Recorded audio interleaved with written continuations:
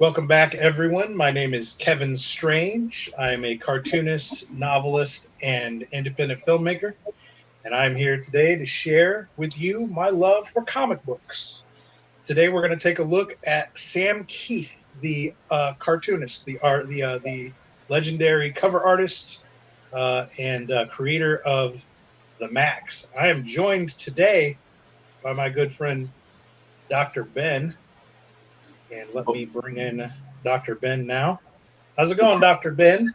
it's going pretty good. It's going pretty good. This was actually your suggestion. You wanted to get together today and talk about Sam Kieth, the artist, and the Maxx comic book. Do you think he's more well known for the Maxx, or do you think he's more well known for the Marvel Comics Presents covers?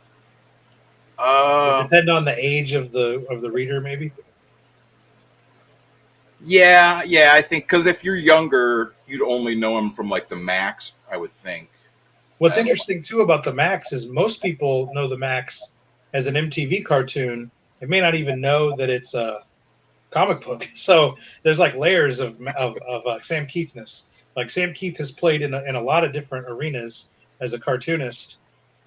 Very prolific cover artist for Marvel, right, and then right. he went on. He was brought over as second generation Image Comics creator, and he brought out his character the Maxx. According to this card, this collectible trading card from Darker Image number 1, the Maxx's first appearance was actually Primer number 5, which I don't think Comico Primer. I don't think I've ever read that one. No, I've never seen any of those old. That's like I think where the Grendel first appeared was in Comico Primer as well. I think. Yeah, It's an interesting little sketch of Maxx there too. He doesn't really have the same heroic proportions as he does uh, in the comic. He kind of just looks like a weirdo.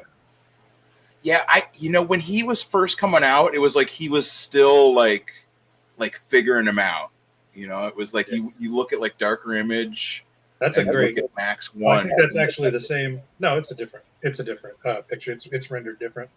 That's a good Maxx head there on the back. It says he's 5'1", 230 pounds. That's Yeah, he's unfortunate. just like a little. He's But just we'll dive deeper into the Maxx itself in another episode. But today here we're here to celebrate Sam Kieth, the artist, and all of his weirdness. That does include the Maxx, of course. We couldn't do this without flipping through a couple Maxx comics. I do have Darker Image here, which is got a really cool rendition of what is that? Blood Wolf, is that his name? Blood Wolf, Death And then Blow.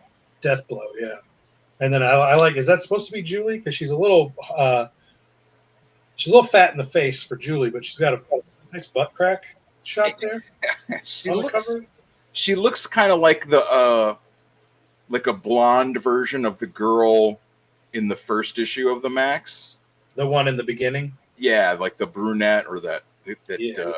Did she get killed? Is that what basically happens? Well, she get kidnapped by the cops end up kidnapping her, don't they? We'll look at it. We'll look at it. Okay, fair enough. This is Darker Image number 1, page 1, and this is just an iconic Maxx. Although isn't there an exact basically replica of this with Wolverine? Yeah. Let me look because You it have might that? be one of these. It might be.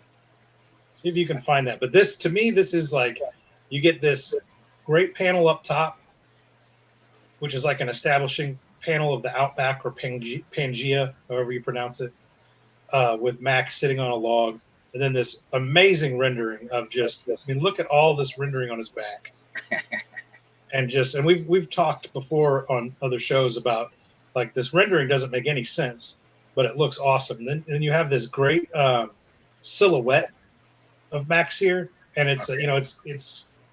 it's a common saying among cartoonists that if you can create a silhouette that is indistinguishable from any other character, you've got it. Like what you're going for when you're doing character creation is you want to create a character that's so iconic that a silhouette of that character is still totally recognizable. Right. And we have a nice, close up of Max's face, which I think that might be the one that's on the back of the card. Yeah, I think that's rendered.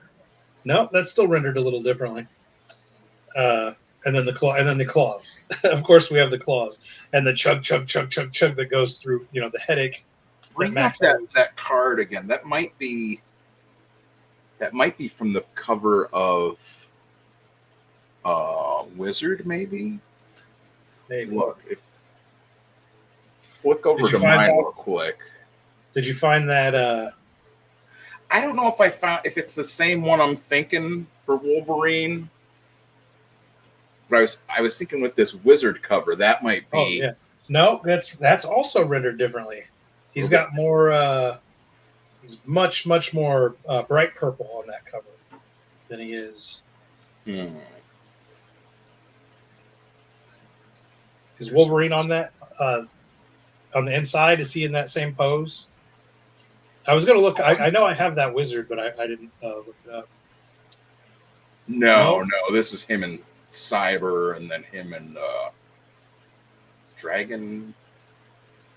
I can't remember the name. Dragon Lily. Oh, you know what? It might be an also actually. I didn't think about this. Let me grab something else.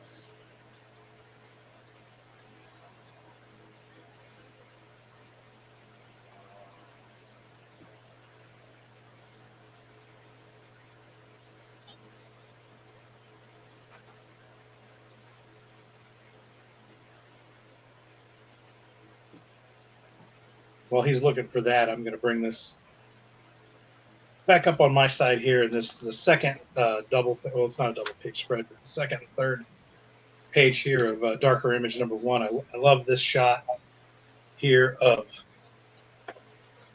from underneath Maxx, showing the size of this giant.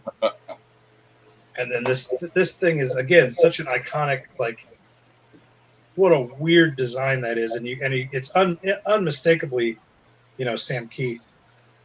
Did you get get what you were looking for? No. There was I know I've got it around here somewhere, but there's like a Marvel magazine that I was thinking might have a couple of other images of him like that, but getting ahead of myself or something. But you know what I could I did some, I don't know how to quite bring it up on my phone. That's similar, but there's one that's just like a straight up ripoff. I know what you're talking about.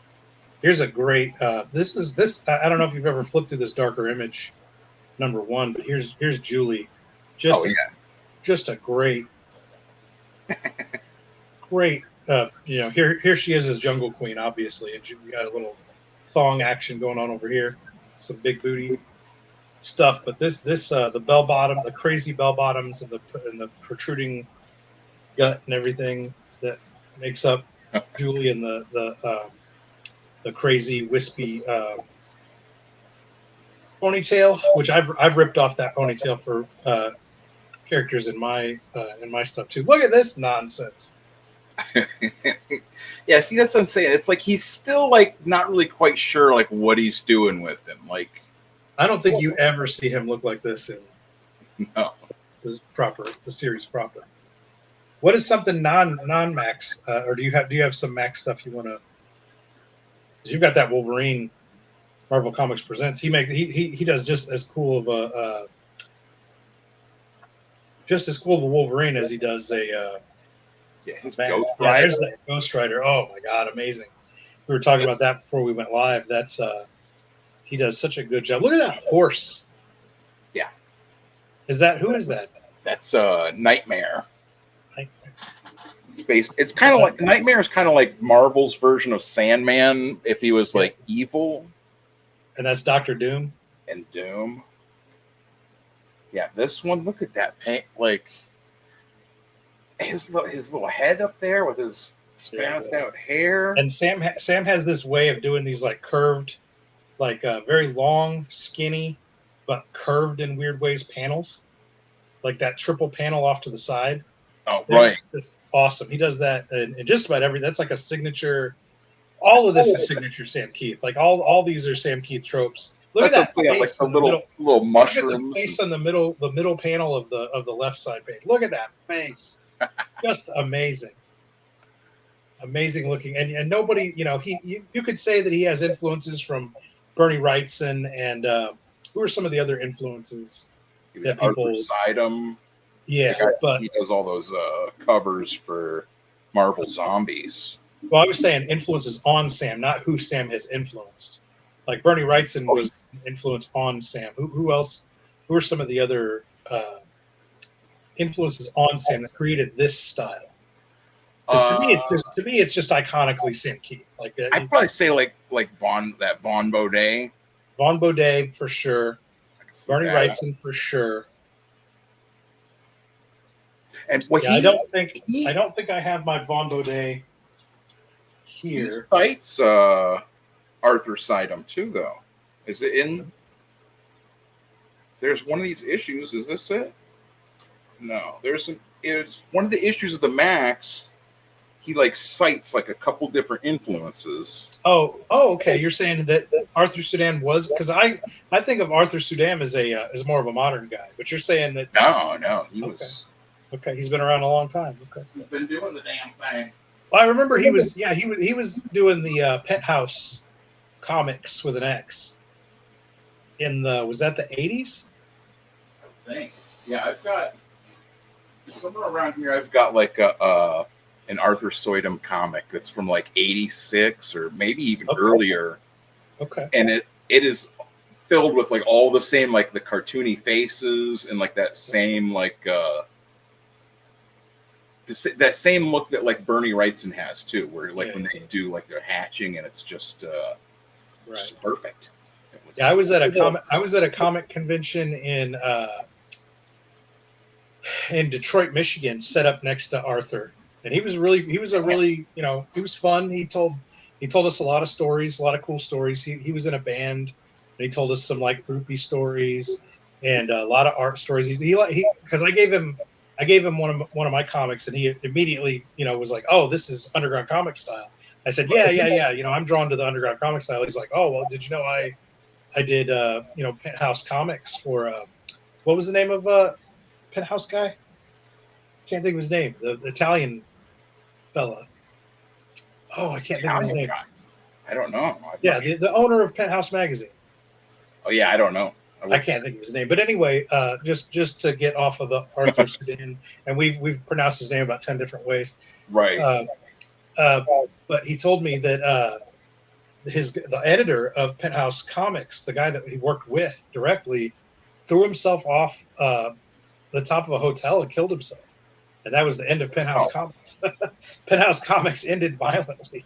Oh, that was I mean, that would go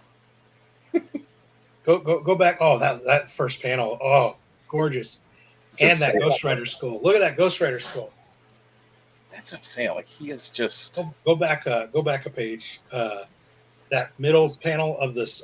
First of all, that dragon is what is that? It looks like an insect and a snake and a reptile all in one. Very, very. It looks like that may have very well influenced Todd McFarlane for Malbolgia. Look at him; he looks very. I can see that. Proto Malbolgia. And then look at the jaws on him up there. Is that Doom shooting fucking Doom glove nonsense at him? Very cool. And those hands there, Doom hands in the second panel on the third panel on the second page. Good stuff. That face at the bottom left, right hand page. Fucking look at it.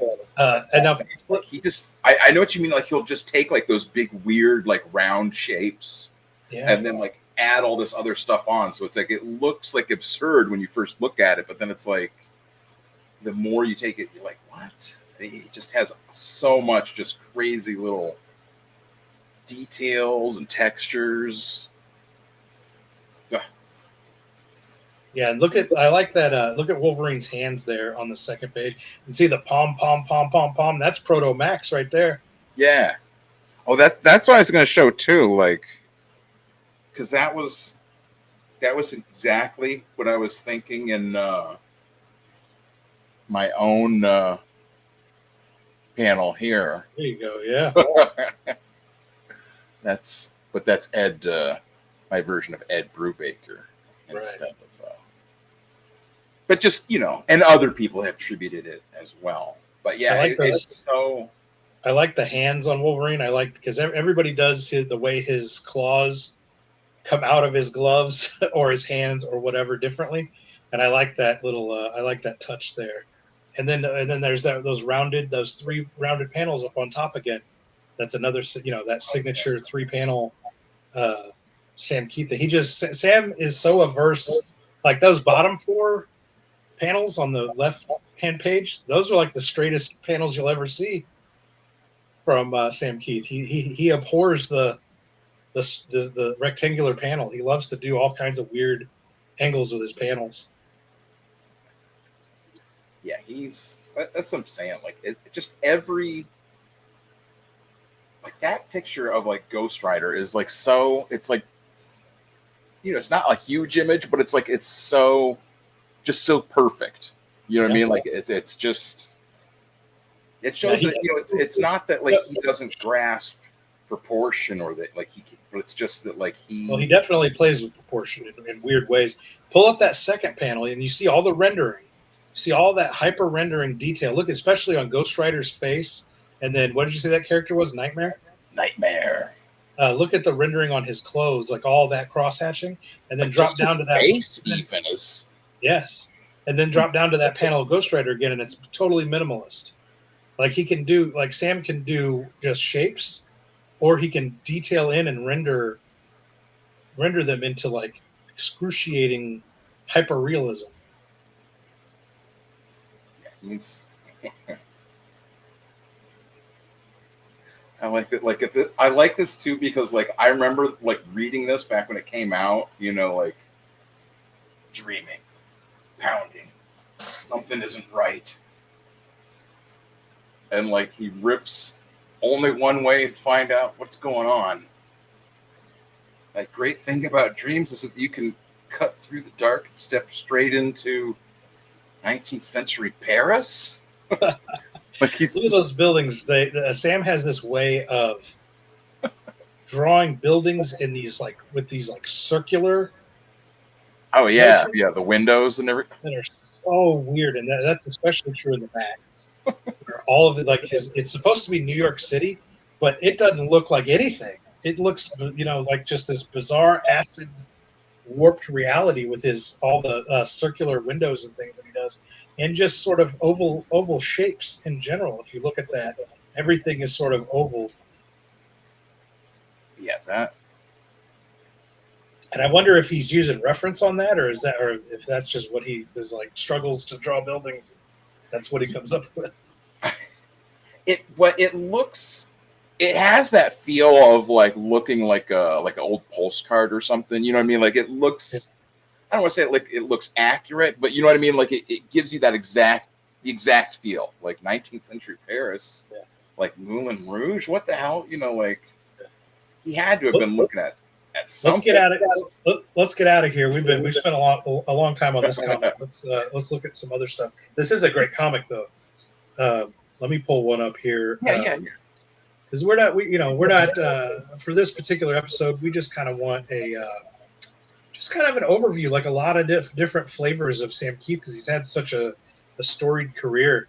This is a book called Zero Girl. This is actually the second Zero Girl series. This one's called Full Circle, and I don't even really want to try to get into the synopsis of what this thing is, but I just wanted to show off some of the, he's doing cubism. Right. This is a painting. Yeah, that is the thing too. Is he's literally painting a lot of. And this is probably a photograph of this CD that he then rendered down. You should put a link to his blog spot. Yeah, I'll do that in the description. There'll be a description for my Patreon.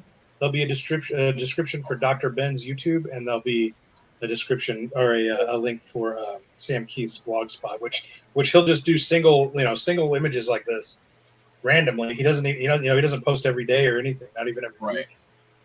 week.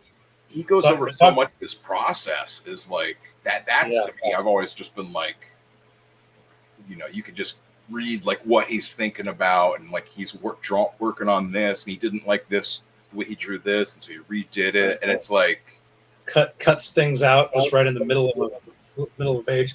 This is later in his career, not late in his career, but later, and his rendering of faces and things got a lot more stylized as time went on. This has very much like a Sarah from Maxx look, but much more refined, almost more realistic looking than. But then he goes back to Cubism. He's got such a wild, and look at the shape of these panels is just bizarre. And he'll just leave black space wherever he wants to. That's like that's really hard to do. That's like a fisheye lens angle where the look, everything's rounded up here and rounded out here, and then look at the way this couch comes around.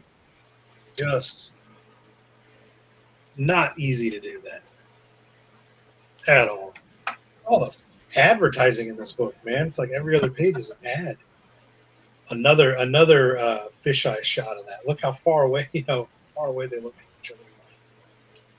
That's odd that he would like pick like, because he uses that kind of fisheye like distortion a lot. You know what I mean? It's just like an odd choice, because like it's not like this is the first, like, think all the different times you've seen that. Like he always has like these round panels, round windows, and then he'll have like that, like that fisheye distortion, that like just weird perspective distortion.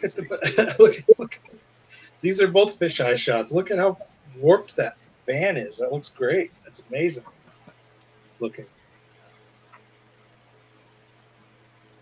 Yeah, I recommend the Zero Girl series. It's not as flashy as a Marvel comic, but it's a nice, if you're a fan of the storyline in the Maxx as opposed to the action.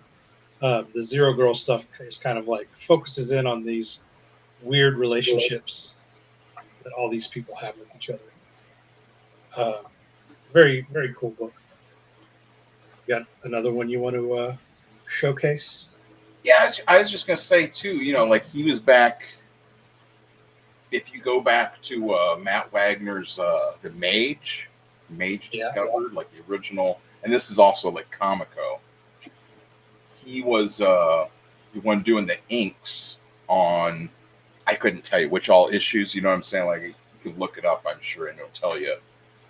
But that was where he had gotten his initial start, because this is, 1986. He's doing inks with Matt Wagner on, on The Mage. And then this is, Manhunter was this other series that he did the inks for, what's his name? Doug Rice? And, that's the other thing I wanted to point out was Kelly Jones, right? Like, Sam Keith and Kelly Jones, like, went to, like, high school together. Like, they grew up together, basically. And when they had first started, like, they were, like, trading off back and forth, helping each other out with a lot of things. And it's just interesting. And like Kelly Jones is another one that has that just like really unique style. But yeah, Sam Keith has been doing it, and there's all kinds of like different Batman series as he's done. Yeah, I've got a couple of them here that I wanted to show off. I've actually got the full graphic novel of that one you got right there called Ghosts, and this one's actually got a backup story in it also.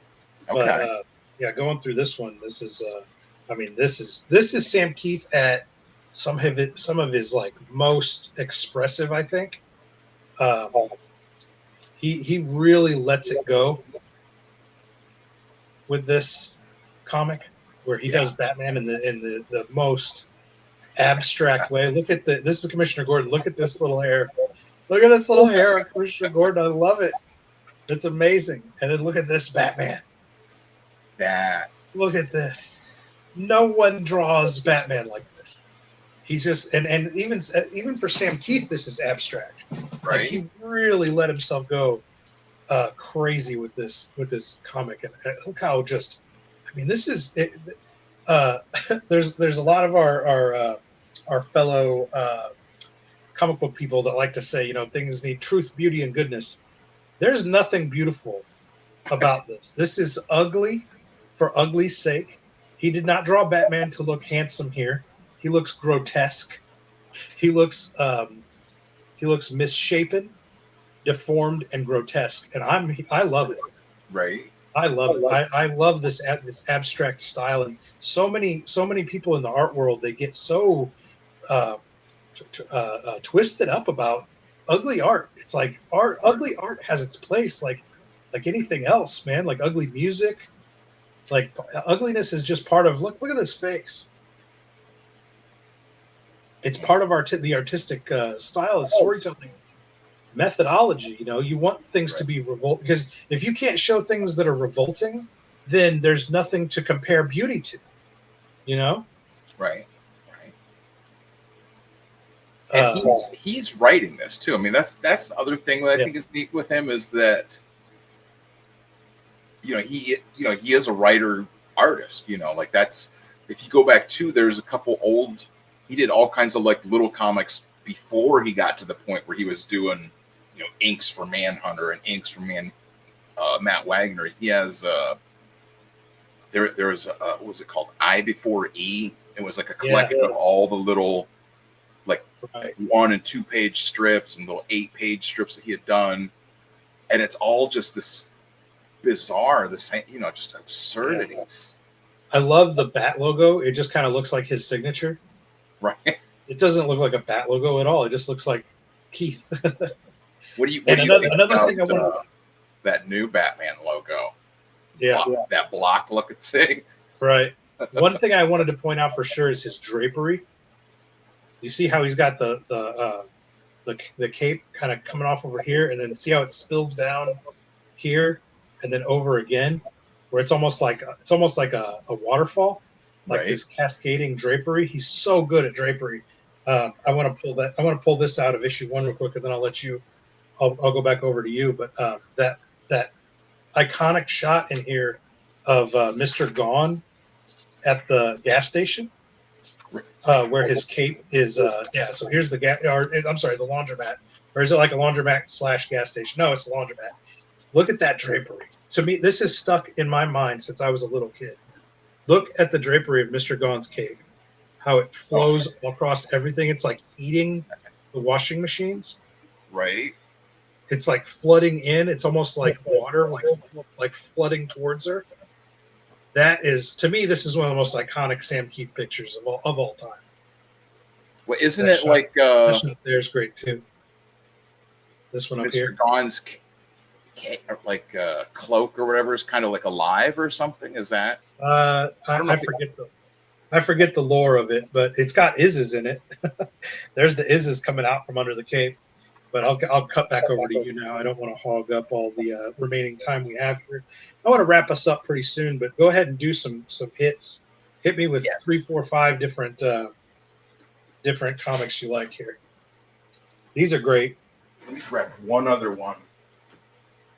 It goes right in line with this. 2 seconds.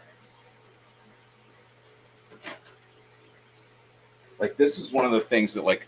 As a kid, like I was so like blown away by when this came out because before obviously Pitt had come out, right? And I was like Pitt was like definitely Pitt and the Maxx were like Pitt's amazing. Crack that open for people that aren't familiar with Dale Keown and Pitt. Oh, yeah, let me show the Pitt just like isn't that that's the I was gonna say show that establishing shot of his back. It's just Del Keown was a Hulk guy, and he got his own series, that Image, and he just went nuts with it. Look at that. That picture. Look at the cabling in the neck, the cabling in the neck, and the vein coming down the shoulder onto the biceps there. Just nothing realistic about it, but awesome. Look at that. That's one of my favorite Pitt. Oh yeah, him doing all time. That's the lifting up two bikes and just lifting up the bikes and just smashing everybody. Mayhem. And there's that smaller panel below it where it's just mayhem. Yeah, Pitt's great. And then he crossed over Maxx. We got a 2-issue. Well, so that's what I'm saying is like at the end of Pitt is Sam Kieth version of Pitt. I remember like just being like, oh my god, like that was just Maxx guy. Well, this was before, or well, they all kind of came out I think were kind of like announced at the same time because they were on that Wizard cover. That's like Pitt and Maxx and the other two. What both? But and Death Blow, is that the other guy? Yeah. But yeah, so when I saw like Maxx 7 and 8 like being advertised, it was just like just perfect. I was like, oh my god, this is perfect. This is exactly Maxx was my dude. He was my comic, my other friends, they liked Green Lantern and Spawn, and I'm like, I was basically an Image mark. I was super into Spawn, Maxx, Pitt, and basically Savage Dragon, and those were my Image darlings. Look at that, Pitt. Look at Max's face. It doesn't make any sense. No. But I mean, you completely understand like what he's conveying there. Like Pitt shows up and like Maxx is just like, oh no. That's where he can go. He can go from hyper realism to cartooniness to cubism to he has such versatile talent, and we haven't even really talked about the different mediums he uses. He paints, he inks, he draws with colored pencil. Anything really. He uses photo. He'll put photographs into the middle of shit. I like that this was like one of those like the big guy gets turned little stories. Small creature trope, which I love in movies. They don't do a lot in comics. Like you don't have I guess you do. I guess you have Micronauts, and Ant-Man. I guess it is a common trope in comics too.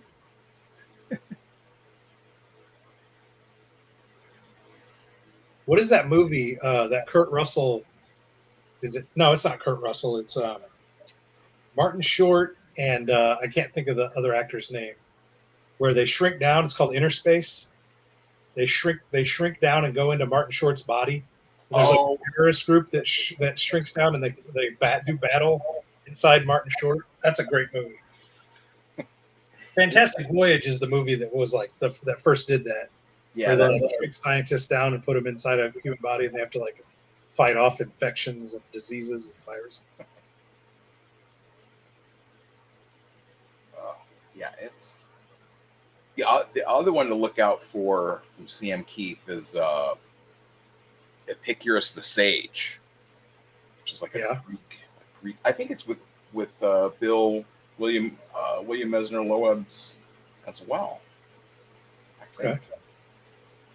The other thing, because I had talked about Maxx with I can't remember which issue we had gone over, but like Sam and me had talked about it one time, and like one of the things that I thought was like really interesting was that like it was he's like a homeless superhero, right? Like he's a bum, he's like a crazy bum, and he's a superhero. And like it's just not like a common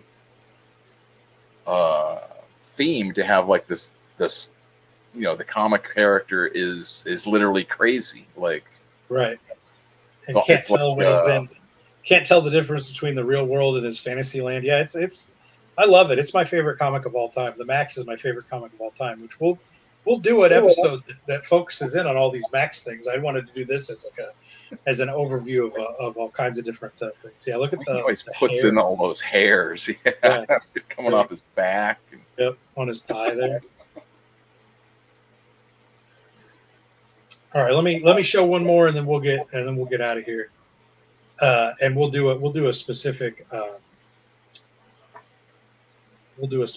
Maxx episode where we can check all these out in detail.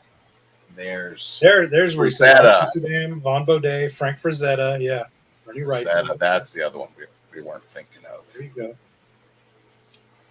Yep, and all that smashes together and creates one of the most unique styles. Be gum on your shoe without these guys. Yep. Let me show off one more here, and then we'll get out of here and live to fight another day. This is Wolverine and the Hulk. Oh yeah, I really like this one because he gets Wolverine so style. This is very similar to that Batman comic we looked at. Where look at it's literally a child sketch, and look at the coloring and all this. It's he's the master of mixed media, just doing whatever the hell he wants. Look at this mug, Wolverine. Yeah, I mean, I think that's the key is that like he captures so many different that face on Wolverine there is like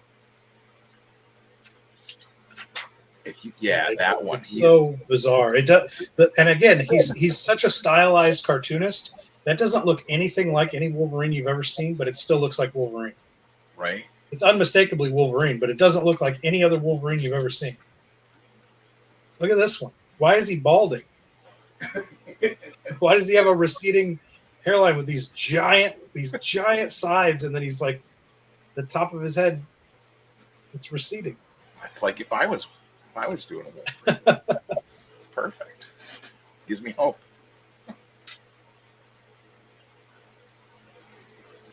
Very maxi colors here. I don't know if you forgot what he was drawing for a minute.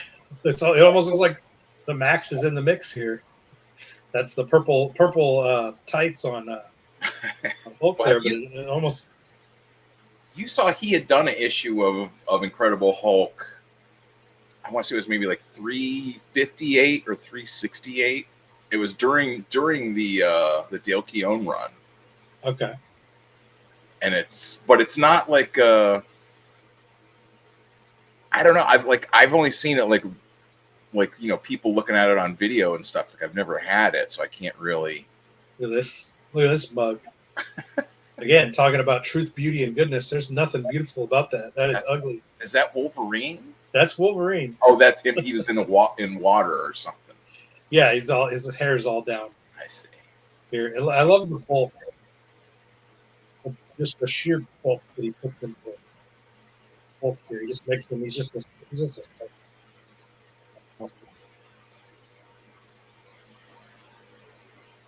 another nice mug on Logan there. Some cartoony eyes.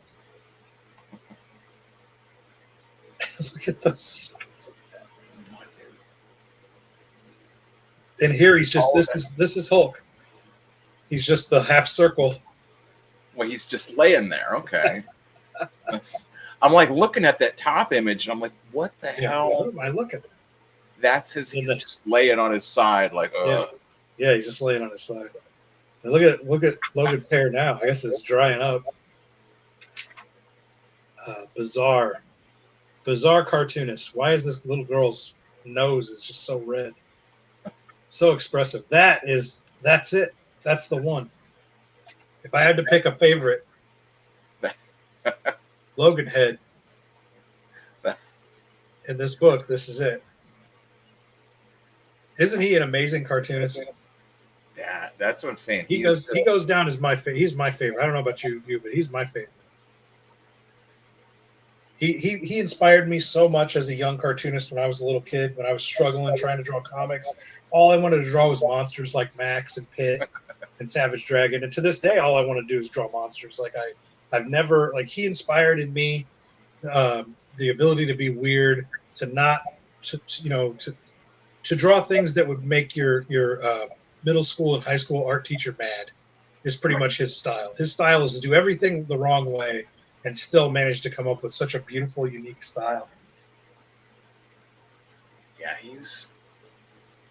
I would, I would say he's my favorite today, but like I also might, like, if tomorrow I'm like looking at a bunch of like Ted McKeever books, I'd be like, you know what, I think really Ted McKeever is my favorite. So like, it's a constant battle for what would be my favorite. Yeah, and then the same, if I was looking at like a bunch of Jay Lee books, yeah, like I would be like, well, Jay Lee really is my favorite. right. No, definitely. I know the struggle. All right, well, we're going to get out of here. Thank you, Dr. Ben, for joining me. And again, Yeah. you can find all of Dr. Ben's shenanigans. He's got a book right now. Your new book is called Let Us Get. Let Us Get. I need to make up like a mock cover for it. Is what I need to do, so I can show off. Well, that.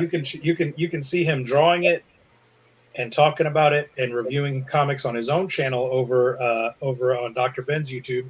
And there is a link in the description to that, and to collect his work as well.